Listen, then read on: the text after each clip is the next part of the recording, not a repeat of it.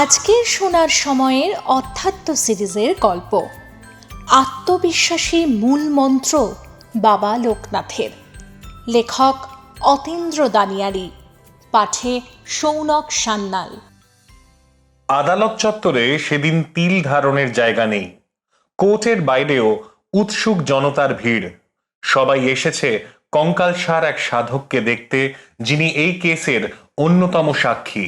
আইনি এই লড়াই চলছে বারদির জমিদারের সঙ্গে এক ব্রহ্মচারীর, যাকে জমিদারের উচ্ছৃঙ্খল পুত্র শারীরিক ও মানসিকভাবে আঘাত করেছে। ব্রহ্মচারীর সাক্ষী হয়ে সাধক কাঠ গড়ায় দাঁড়ালেন। জমিদার পক্ষের উকিল তাকে বয়স জিজ্ঞাসা করল। সাধক উত্তর দিলেন ১৫০ বছর। চারদিকে একটা গুঞ্জন, সবাই অবাক। কি বলছে সাধক? ১৫০ বছর কি কারো বয়স হতে পারে নাকি? জমিদারের উকিল বিচারককে বললেন, ধর্মাবতার, আপনি নিশ্চয়ই বুঝতে পারছেন এই সাধক মানসিকভাবে সুস্থই নয়। বিজ্ঞানের সাধারণ নিয়মে কোনো মানুষ ১৫০ বছর বাঁচতেই পারে না। আর কোনো ক্রমে যদিও বা বাঁচে, তাহলে সেই মানুষটির দাঁড়িয়ে কথা বলার ক্ষমতা থাকে না। এই সাক্ষী নিজের বয়স নিয়েই ডাহা মিথ্যে বলছেন। উকিল সাধকের কাছে আবার এগিয়ে গিয়ে বললেন, আপনি বলছেন আপনি স্বচক্ষে ঘটনাটি দেখেছেন। ১৫০ বছর বয়সে আপনার দৃষ্টিশক্তি এত পরিষ্কার যে আপনি প্রায় ৫০ ফুট দূর থেকে সবকিছু দেখতে পেলেন, সবাইকে চিনতেও পারলেন। সাধক মৃদু হেসে বললেন, আচ্ছা, আদালতের বাইরে দূরে ওই যে কদম গাছটি দেখা যাচ্ছে, ওর পশ্চিম দিকের মোটা ডালটায় কোনো প্রাণীকে দেখতে পাচ্ছ?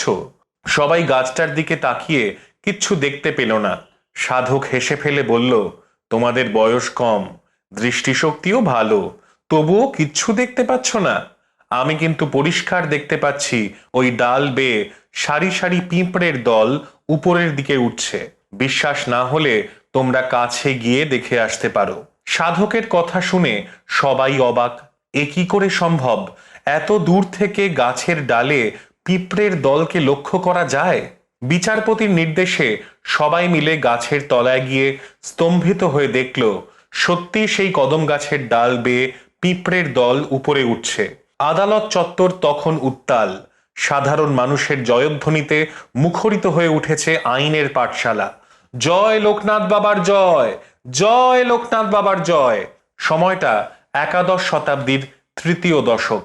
কলকাতার কাছেই বারাসাত অঞ্চলে কচুয়া গ্রামে ঘোষাল পরিবারের বড় ইচ্ছা ছিল তাদের সন্তান লোকনাথ সন্ন্যাসী হোক। আর ৫টা সাধকের সঙ্গে বাবা লোকনাথের জীবন একটু হলেও আলাদা, কারণ বাড়ির লোকজনই লোকনাথের সন্ন্যাস জীবন চেয়েছিল। লোকনাথও ছোট থেকে সংসারের মায়া ত্যাগ করে ক্রমে ক্রমে সাধন জীবনে প্রবেশ করতে থাকে।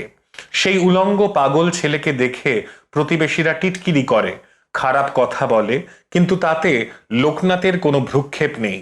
কিন্তু মানুষের মধ্যে জন্মগতভাবে ঐশ্বরিক ক্ষমতা থাকলে সেটা একদিন না একদিন প্রকাশিত হবেই। যেমনটা ঘটল সেই দিন, যেদিন গ্রামের ৫ জন প্রধান পুরোহিত যজ্ঞ করার জন্য যজ্ঞ পৈতে তৈরি করছিল। ২ ঘন্টা ধরে কিছুতেই জট খোলা যাচ্ছে না। এরকম তো হয় না।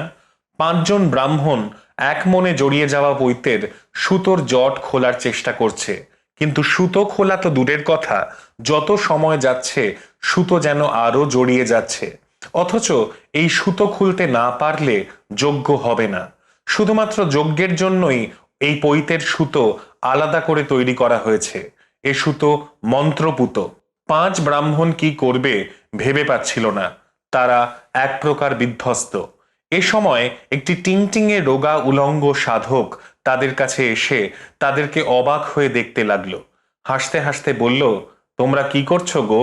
ব্রাহ্মণরা বিরক্তি সহকারে তার দিকে তাকিয়ে বলল, এখন এখান থেকে যাও, তোমার সঙ্গে কথা বলার মতো সময় বা ইচ্ছে কোনোটাই আমাদের নেই। একগাল হাসি নিয়ে লোকনাথ বলল, তোমরা শুধু শুধু সময় নষ্ট করছো।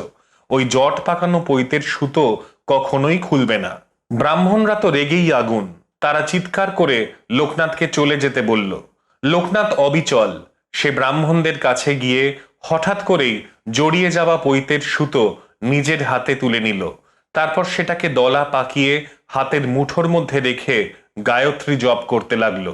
ব্রাহ্মণরা কি করবে বুঝে ওঠার আগেই লোকনাথ সুতোর দুদিকের দুটো খুঁট ধরে একটা টান মারতেই ব্রাহ্মণরা অবাক।